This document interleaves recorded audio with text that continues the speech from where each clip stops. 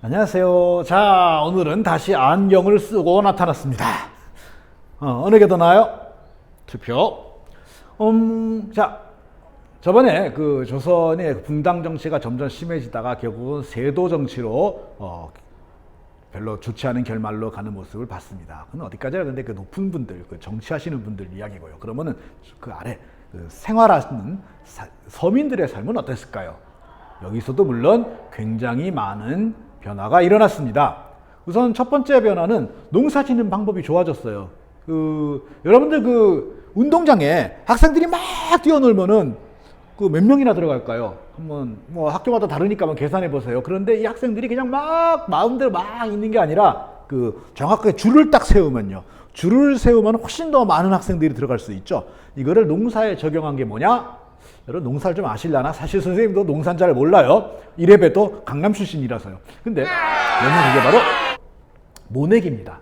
모내기법. 그걸 이양법이라 그러거든. 이양법. 모내기법이 들어오면서 좁은 면적에 옛날보다 훨씬 더 많은 벼를 심을 수 있게 된 거죠. 그러면서 수확량도 훨씬 더 늘어나게 되죠. 물론 이 혜택이 모두에게 주어지진 않아요. 이거 혜택 이양법을 통해 가지고 농사를 훨씬 더 잘 지어가지고 돈을 많이 번 농민도 있을 것이고 그러지 못한 농민도 있겠죠. 어쨌든 이렇게 농업 생산 기술이 개량이 되면서 흔히 얘기하는 천석직이니 뭐 이러는 그 부농들, 부유한 농민이 등장합니다. 그 다음에 이제 조선 후기에는 그 화폐가 사용되기 시작했고요. 상평통보라는, 그리고 그만큼 상업 활동도 활발하게 일어나기 시작했습니다. 그러면서 부유한 상인들도 등장합니다. 자, 이 부유한 농민과 부유한 상인들에게 양반은 어떤 존재였을까요? 이미 저번에 얘기했잖아요.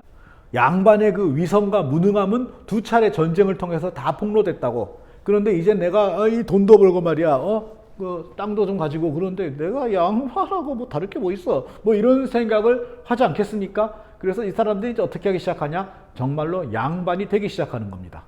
어떻게 양반이 되느냐? 두 가지 방법이 있었습니다. 하나는 그 관청에 기부를 하는 겁니다. 기부를 하고 나서 신분을 사는 거죠. 그런 방법이 하나 있었고, 또 하나는 뭐냐면은 족보를 사는 겁니다. 족보를 사가지고 이게 족보를 잘 보다 보면 어딘가 이렇게 이렇게 양반 가문의 족보가 이어지다가 어디선가 맥이 딱 끊어지는 지점 있잖아요. 거기다가 자기네 집안을 슬쩍 뚝 갖다 집어넣으면 되는 겁니다. 그럼 거기서부터 쭉 이어지면서 양반이 되는 거죠. 이런 것들을 그 당시 그 관청에 가가지고 대충 이렇게 돈도 많이 벌었으니까 돈을 주고 하면은 굉장히 눈 감아줬죠. 어쨌든 이렇게 해가지고 관청에서 이 사람은 이제부터 양반이요! 하고 이제 증명서를 딱 찍어주는 겁니다. 그러면 이 증명서를 뭐라고 불렀냐면은 공명첩이라 그랬죠. 그리고 이 공명첩은 거의 대부분 결국 이 인증을 받기 위해 그동안에 들어가야 됐던 게 뭐죠? 그렇죠. 돈이죠. 그렇기 때문에 흔히 하는 얘기가 양반을 돈 주고 산다. 이런 얘기를 하게 되는 겁니다. 그러면 양반을 왜 이렇게 비싼 돈을 주고 샀을까요? 이게요, 투자예요. 굉장히 좋은 투자인 게 양반이 되면요, 그 백성들이 지고 있던 의무, 백성들이 지고 있던 무거운 의무였던 조세, 세금, 공납, 그리고 군역. 자, 간단히 말하면 뭐예요? 세금 안 내고 군대 안 가요. 야, 그러면은 생각해 보세요. 빚을 져서라도 일단 양반을 한번 사면은 한 10년이면은 본전을 빼고도 남지 않을까요? 그래서 이 조선시대 농민이나 상인들은 조금이라도 일단 돈을 벌어가지고 먹고 살만 하면서 먹고 살고 남는 돈이 생기면 그 돈을 갖고 어디다가 투자하는 게 최고예요. 주식을 살 수 있던 시대는 아니니까 뭐예요? 양반을 사는 거예요. 그래서 양반의 숫자가 점점 늘어나게 됩니다. 그래서 나중에 오늘날 우리 생각해 보세요. 오늘날 우리 양반이란 말이 어떻게 쓰이죠? 욕처럼 쓰이죠. 예를 들면은 이 양반아 그러면은 나를 양반이라고 불러줬어. 기분 좋아. 그런 사람 없죠? 니가 어디다 대고 양반이야? 이렇게 얘기하잖아요. 참 이상한 일 아니에요? 양반은 조선시대 지배계급인데 이게 바로 이렇게 공명첩이 널리 퍼지면서 양반이 늘어나면서 나타난 현상입니다. 이거 영어로 옮겨놓으면 참 황당한 일이 됩니다. Hey, you gentleman! What? How dare you call me gentleman? 영어 같으면 이거 말도 안 되죠. 자, 이렇게 신분제도도 흔들흔들하고 정치는 엉망이 되고 이러니 이제 성리 성리학을 기반으로 하는 이 성리학을 사상적 기반으로 하는 그런 정치는 이제는 끝난 거 아니냐 이런 주장을 하는 분들이 등장하기 시작합니다. 이 성리학이라고 하는 건 기본적으로 뭐예요? 우주의 원리를 통해서 이 도덕 원리예요. 그러니까 일종의 유사 종교 비슷해요. 그래서 그 하나의 우주가 도덕 원리에 의해서 만들어져 있다라고 얘기하면서 사람의 여러 가지 지켜야 될 도덕이 결국은 우주의 법칙이다라고 얘기하는 거예요. 너무 깊게 이해하려고 하지 마세요. 그냥 뭐예요? 도덕 정치. 근데 이 도덕을 굉장히 까다롭고 복잡한 추상적인 형이상학적인 그런 철학으로 정당화함 이렇게 이해하면 돼요. 이 말도 어렵죠? 네, 어려워요. 한마디로 말하면 뭐예요? 착하긴 한데 별로 쓸모는 없다 그런 뜻이에요. 우리 그런 얘기 하잖아요. 국제관계에서 도덕과 의리가 통하느냐? 아니다. 국제관계에서 중요한 건 뭐예요? 실리, 이익이다. 사람은 이익에 따라 움직인다. 이런 생각을 우리 요즘은 쉽게 하죠. 이 시대 사람은 그렇게 얘기하면 안 되는 거였다는 얘기예요. 그런데 이젠 좀 그렇게 얘기하자. 우리 도덕 그러다가 나라가 이 모양 된 게 아니냐? 이젠 좀 정치하는 사람들이 실질적인 것들을 좀 연구해서 실생활에 쓸모 있는 지식을 쌓아서 그걸로 나라를 다스리자. 그래서 이 말이 유명한 실사구시. 실제 사실을 통해서 올바른 것을 찾아라. 옳은 것을 찾아라. 실증적인 사고방식이 확산되게 됩니다. 그래서 그 성리학을 대신하여 이런 실증적인 사고방식의 학문을 하자라고 주장했던 사람들을 뭐라고 부르냐면은 실학자라고 부르죠. 바로 실학이라고 하는 학문이 등장하게 됩니다. 이 실학자들은 크게 이제 두 종류의 실학자들이 있었는데 한 부분은 기본적으로 여전히 유교적 전통에 있었습니다. 유교적 전통에 있었는데 성리학적인 도덕 명분 이거보다 더 중요한 거는 유교의 진짜 정신은 백성을 잘 살게 하는 거 아니냐. 그래서 그걸 경세재민이라 그러거든요. 경세재민, 경세치용 뭐 이런 얘기를 해요. 자, 그래서 이 백성을 잘 살게 하는 정책을 펴는 게 곧 어진 정치다. 이게 그래서 이분들이 주장한 건 뭐냐면은 그 소수가 토지를 독점하는 것을 막고 요건 뭐예요? 권문세가들이겠죠. 백성들에게 토지를 나눠주어 그들이 삶을 안정되게 한 다음에 그때 비로소 도덕 정치가 성립 가능하다. 이게 이제 맹자가 얘기하신 유항산이라야 유항심이다라고 하는 말씀을 이분들이 굉장히 좋아한 거죠. 뭔 뜻인지는 한문 선생님한테 물어보세요. 가장 대표적인 분이 이제 바로 그 다산 정약용 선생, 그다음에 반계 유형원 선생 이런 분들이 이제 이런 식의 그 주장을 했습니다. 간단히 말하면 뭐예요? 토지 개혁을 통하여 백성들의 삶을 개선하자. 당연히 당시 지배 세력들은 이분들의 주장을 좋아하지 않았겠죠. 그다음에 또 한 그룹의 실학자들이 있습니다. 이분들은 흔히 북학파라고 부르는데 주로 이제 외교관 출신들입니다. 이 외교관이라고 하면 당시에 조선이 이제 외교 관계를 맺고 있던 나라라고 해봐야 하나밖에 없었어요. 어딜까요?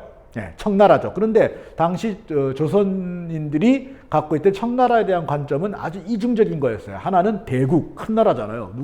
누구도 부정할 수 없는 대국이기 때문에 섬겨요. 대국을 섬기는 나라, 우리가 섬겨야 되는 나라, 두려워하는 나라예요.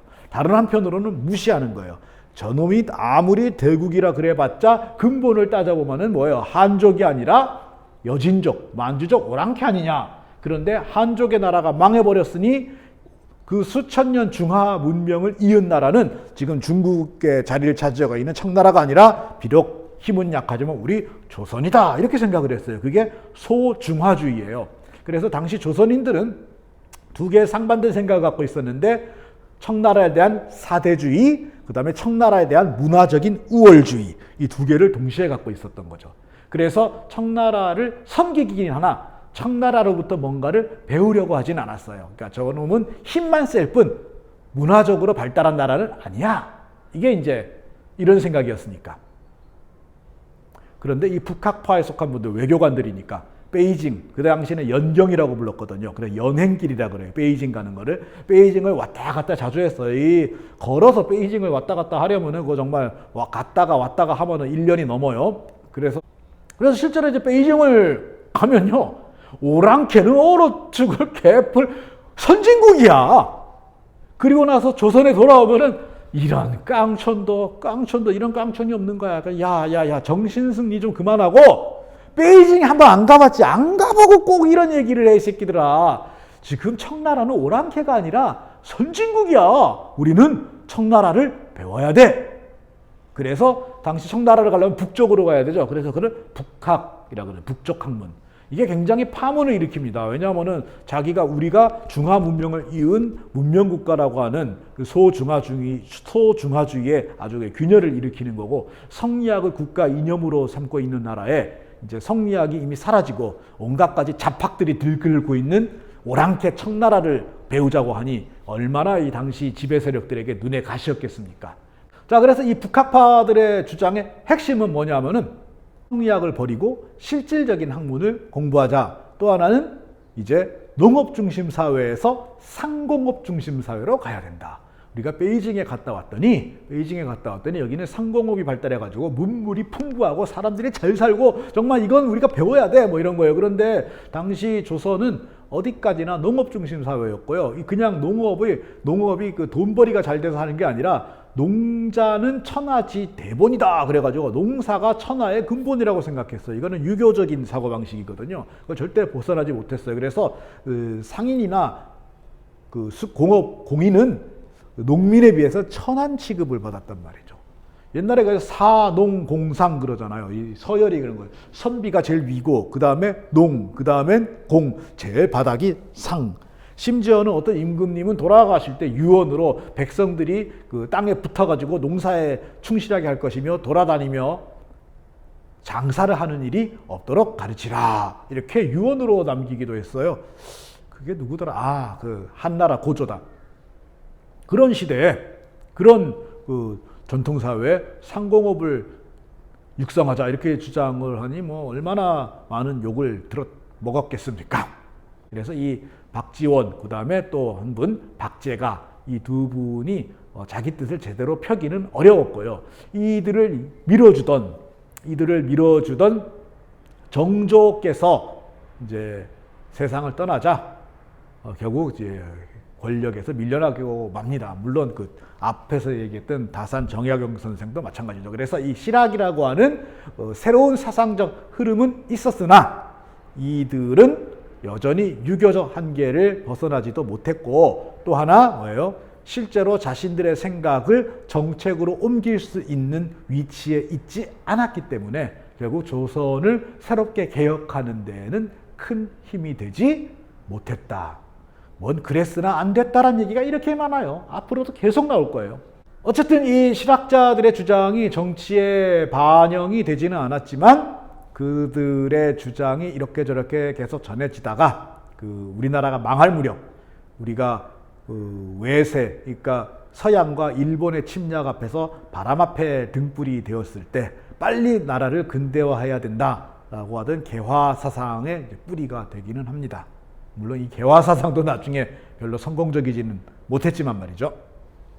정치적으로는 결국 큰 성공을 거두진 못했지만은 이런 식의 사고방식의 변화가 문화적으로는 많은 변화를 가져왔습니다.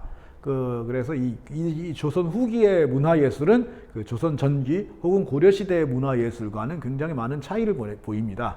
우선 첫 번째 두드러지는 게 뭐냐? 그 서민들, 일반 백성들이 우리도 문화예술 할 수 있어 하면서 시도 쓰고 그림도 그리고 하는 거죠. 그래서 이때 그 서민들의 문자였던 한글이 비로소 많이 쓰이게 됩니다. 그래서 우리가 세종대왕이 한글을 창제하셨지만 한글로 된 문학 작품들이 쏟아져 나온 거는 조선 후기가 조선 후기부터서의 일이라는 겁니다. 그래서 이 한글로 된 소설, 한글로 된 시조, 가사, 그 다음에 이 장터 같은 데서 이 소설 같은 걸 좀 이렇게 좀 재미있게 막 풀어내는 거 뭐죠, 그거? 그쵸. 판소리, 이런 것들이 많이 유행했고, 그 다음에 이제 양반들 막 욕하고 양반들 풍자하고 조롱하는데 얼굴 까고 하면은 잡혀가잖아요. 그러니까 이제 얼굴을 가요. 뭘로? 그쵸. 탈 쓰고 이제 세상을 풍자하는 그런 탈춤이나 각종 그것과 관계되는 놀이들, 이런 것들이 이때 굉장히 많이 퍼지게 됩니다.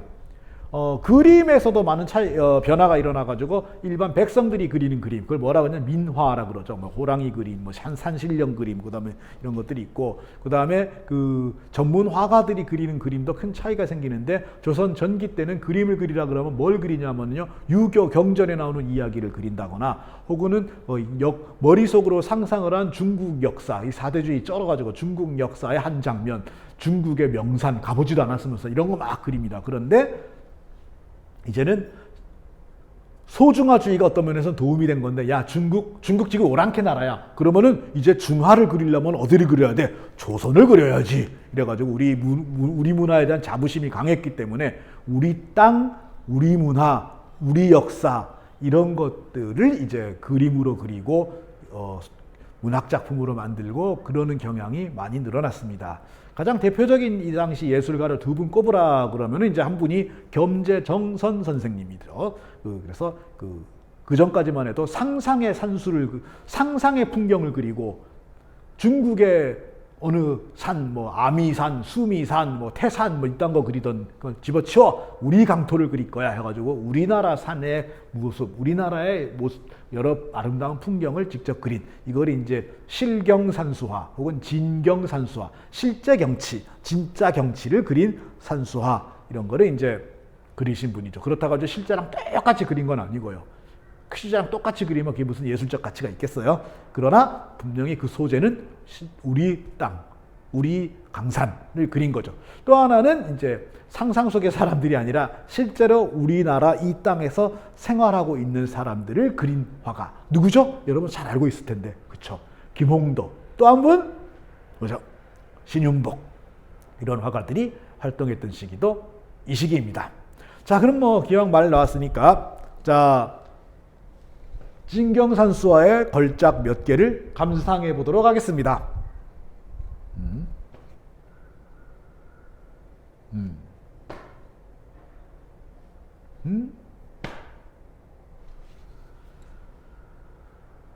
자, 그 다음에 단원 김홍도 선생의 풍속화.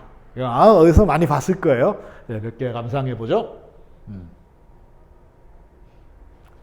자, 그리고 이제 해원 신윤복 선생의 풍속도. 네, 이상하게 이분은 또 여성을 많이 그렸어요.